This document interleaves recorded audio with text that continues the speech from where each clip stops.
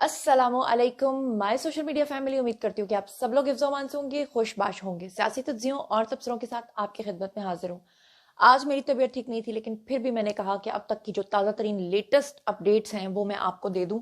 और आप लोगों के प्यार का, आप लोगों की मोहब्बत का और आप लोगों के ट्रस्ट का बहुत बहुत शुक्रिया। और मैं भी आपको लम्हा बलम्हा जो सच्ची खबरें थी वो बताती रही।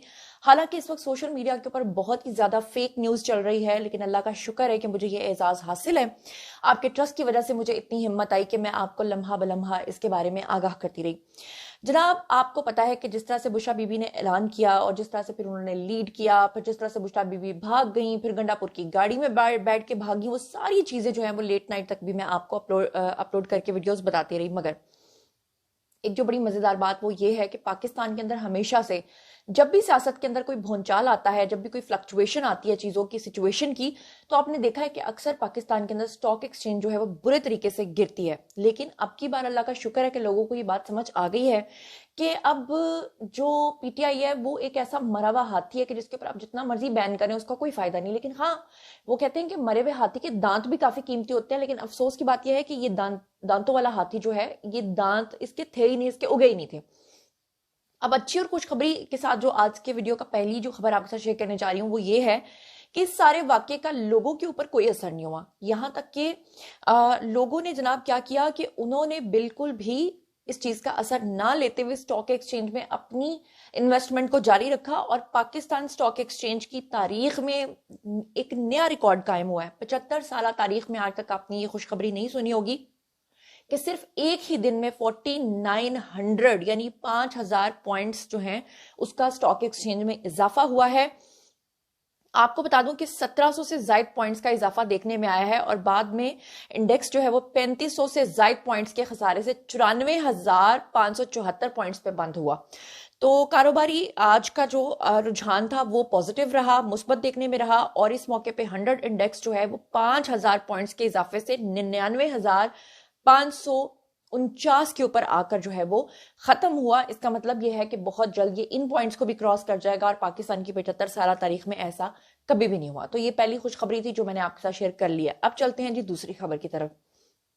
दूसरी खबर जनाब ये है कि वजीर दाखिला जो हमारे हैं उनका एक अहम बयान सामने आया है। उसमें उन्होंने कहा है कि 31 दिसंबर के बाद जितने भी अफगान शहरी हैं वो इस्लामाबाद की हदूद में नहीं रह सकेंगे। आपको पता है कि गंडापुर और बुशरा बीबी, ये जितने भी लोगों को अपने साथ लेकर आए हुए थे, जो यहाँ पर अनारकी फैला रहे थे, जो तशद्दुद कर रहे थे, जो अपने साथ गैस शेल्स चला रहे थे, ये सारे के सारे वो थे जो कि अफगानिस्तान से ताल्लुक रखते थे और बाकायदा तौर पर तरबियत याफ्ता थे। और इन तमाम की सीसीटीवी फुटेजेस आ चुकी हैं, तमाम इस वक्त सोशल मीडिया पर आप लोग देख रहे होंगे। तो उसके हवाले से वजीर दाखिला का ये बयान देना काफी खुश आइंदा है। लेकिन यहां पर मैं इनसे थोड़ा सा डिफर करूंगी, थोड़ा सा मैं इस चीज के ऊपर एतराज करूंगी कि ये क्यों कहा जा रहा है कि अफगानियों को इस्लामाबाद की हदूद में नहीं रहने दिया जाएगा, बल्कि ये कहना चाहिए था कि उनको पाकिस्तान से निकाला जाए, उनको मुल्क बदर किया जाए, वो जहां के हैं उनको वहां भेजा जाए। इससे पहले भी कहा गया था कि अफगानियों की बड़ी तादाद जो है वो पाकिस्तान से निकाली जाएगी। काफी लोगों का इनखला भी हुआ था, लेकिन उसके बावजूद भी बहुत सारे अफगानी अब भी पाकिस्तान के अंदर मौजूद है, बल्कि बड़ी तादाद में जो अफगानी है वो पाकिस्तान में मौजूद है।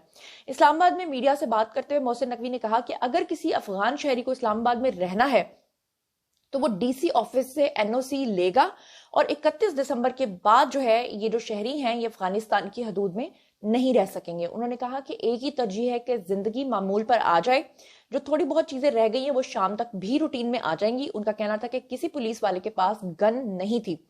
ये इसलिए उन्होंने कहा कि मैं आपको बता दूं कि जितने भी लोग इस वक्त सोशल मीडिया पर पीटीआई के फॉलोअर्स हैं वो इस वक्त प्रोपेगेंडा कर रहे हैं और आम आवाम को पागल बना रहे हैं। अब ये भी मेरी एक फ्रेंड बेचारी रो रही थी और वो कह रही थी कि लोगों को मार दिया है जान से।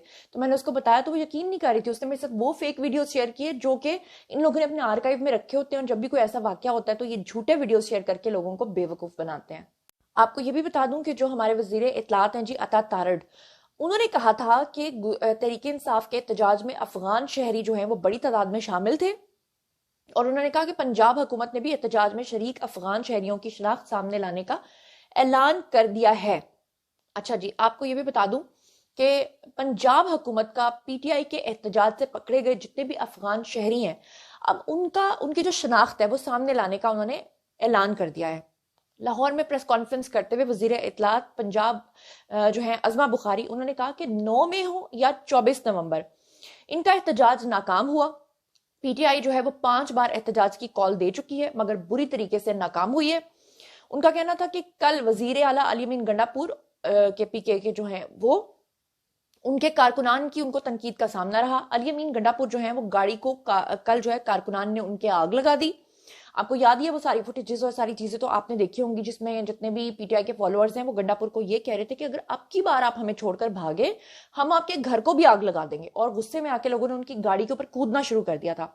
वजीर इत्तलात का कहना था कि बुशा बीबी जो है उनका सियासत से ताल्लुक नहीं है, लेकिन मियां की रिहाई के लिए वो बजिद थी मगर फिर गुज़श्ता रात एहतजाज से वो फरार हो गई। उन्होंने मजीद कहा कि एहतजाज के दौरान पंजाब पुलिस की 22 गाड़ियों को नुकसान पहुंचाया गया और उनके अपने बच्चे जो हैं वो बाहर हैं। एहतजाज में लोगों के बच्चों को खाना तक मुयस्सर नहीं था। उन्होंने कहा कि एहतजाज में पकड़े गए अफगान शहरियों का रिकॉर्ड हम जल्द सामने लेकर आएंगे ताकि सब लोगों को पता चले कि वो अफगान शहरी कौन है, क्या है, कहाँ के हैं, उनका क्या क्या सारा जो भी कच्चा चट्टा है वो सब आपके सामने आएगा। अच्छा, इसके अलावा एक और बड़ी अहम खबर आपके साथ शेयर कर लेती हूँ, वो ये है कि गंडापुर और उमर अयूब उनके बारे में एक बड़ी खबर सामने आई है और कहा गया है कि वो बेबस थे।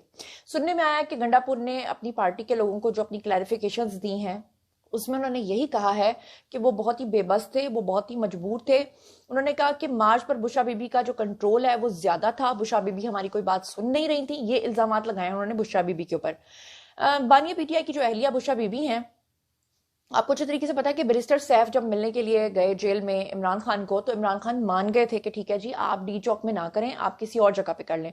लेकिन बुशा बीबी ने कहा कि डी चौक जाकर ही एहतजाज करना है और उन्होंने इमरान खान की बात मानने से भी इनकार कर दिया। आपको बताऊं कि बैरिस्टर गौहर और बैरिस्टर सैफ को हसन अब्दाल जाने और डी चौक की तरफ मार्च ना करने पर आमादा करने के लिए हेलीकॉप्टर भी फराहम किया गया, लेकिन जब वो हसन अब्दाल पहुंचे तो मार्च इस्लामाबाद की तरफ बढ़ चुका हुआ था, इसलिए वो कुछ कर नहीं सके। जराये का कहना है कि वजीर दाखिला मोहसिन नकवी पीटीआई रहनुमाओं से राब्ते में रहे थे। मोहसिन नकवी ने अली अमीन गंडापुर और उमर अयूब से बात भी की, लेकिन वो भी बेबस नजर आए। यानी कि मोहसिन नकवी ने जब उनको कहा तो गंडापुर और इन सब लोगों ने कहा कि जी हम बेबस हैं, हम कुछ नहीं कर सकते। अब आपको बता दूं कि जराये ने यह बताया, जो खबरें सामने आ रही हैं, कि एहतजाजी मार्च पे बुशा बीबी का मुकम्मल कंट्रोल था। वजीर आला केपी के अली अमीन गंडापुर और बुशरा बीबी के पेशावर से मार्च में शरीक होने के वो हक में नहीं थे। ये खबर भी मेरी सच्ची साबित हुई कि मैंने आपको पहले ही बता दिया था कि जब ये लोग वहां से निकले थे, गंडापुर नहीं चाहते थे कि बुशरा बीबी साथ जाएं, लेकिन बुशरा बीबी जबरदस्ती शरीक हुई थी। और मैंने आपको ये भी बताया था कि इनके दरमियान काफी गलम गलोच भी हुई थी। अली अमीन गंडापुर और बुशरा बीबी और दीगर पीटीआई के जो रहनुमा हैं उनके बारे में एक खबर ये भी जानना चाहते हैं लोग कि वो उन्होंने रात को कयाम कहां पर किया, क्योंकि जब वो भाग गए तो वहां पे जितने भी पीटीआई के फॉलोअर्स थे वो सारे तो अपनी गाड़ियां छोड़ के, बाइक्स छोड़ के वहां से भाग गए। अब ऐसे में सब लोग जानना चाहते थे कि बुशरा बीबी जो है वो तो गंडापुर की गाड़ी में बैठ के भागी, तो रात इन्होंने कहां पर कयाम किया। आपको बता दूं कि गुज़श्ता रात इस्लामाबाद पुलिस की जानिब से पीटीआई वर्कर्स के खिलाफ जब ग्रैंड ऑपरेशन हुआ, ऑपरेशन का ऐलान किया गया, जिसके नतीजे में पीटीआई रहनुमा और कारकुनान वफाकी दारुल हुकूमत से भागने पे मजबूर हो गए। और पुलिस के ऑपरेशन के बाद बुशरा बीबी और वजीर आला खैबर पख्तूनख्वा अली अमीन गंडापुर जो हैं वो एक ही गाड़ी में फरार हुए। स्पीकर केपी के बाबर सलीम के भाई तैमूर सलीम जो हैं उन्होंने बेसिकली सोशल मीडिया से बात करते हुए कहा कि गंडापुर इस्लामाबाद से मानसहरा पहुंच चुके थे, और तैमूर सलीम ने कहा कि अली अमीन गंडापुर, बुशरा बीबी और उमर अयूब स्पीकर केपी के असेंबली यानी कि बाबर सलीम की रिहाइश गाह पर वहां पर पहुंचे थे और वहां जाकर उन्होंने पनाह ली थी। उन्होंने कहा कि वजीर आला खैबर पख्तूनख्वा अली अमीन गंडापुर और बुशरा बीबी ने रात को सर्किट हाउस मानसहरा में कयाम किया। ऑपोजिशन लीडर उमर अयूब और स्पीकर केपी के असेंबली बाबर सलीम सवाती भी उनके साथ मौजूद थे, ये उनका कहना है। तो जनाब ये थी अब तक की लेटेस्ट अपडेट्स। थोड़ी देर के बाद जो मजीद लेटेस्ट अपडेट्स आएंगी वो आपके साथ शेयर करूंगी। बारी है जी आप लोगों क्या ही कमेंट सेक्शन में, और मुझे बताइए कि बुशरा बीबी का क्या ये जो इनकलाब था जिसमें बुशरा बीबी ने कहा कि मैं आखिरी सांस तक डी चौक में मौजूद रहूंगी, अपनी सांसें उखड़ते हुए देखकर बुशरा बीबी वहां से भाग क्यों निकली। और अब इस वक्त सोशल मीडिया पर यह प्रोपेगेंडा चल रहा है कि लोगों के ऊपर सीधी गोलियां बरसाई गई जिसकी वजह से वो भागने में मजबूर हुए, जबकि ये टोटल फेक न्यूज है। इस बारे में आप लोग जो कुछ भी सोचते और समझते हैं कमेंट सेक्शन में आइए, शेयर कीजिए, पर्सनली जवाब दूंगी। मजीद खबरें, व्लॉग्स, इंटरव्यूज और सियासी तज्जिया जानने के लिए मेरे साथ कनेक्टेड रहना हरगिज मत भूलिएगा। चैनल को सब्सक्राइब कर लीजिएगा। अपना बहुत ख्याल रखिएगा। अल्लाह ने के बाद।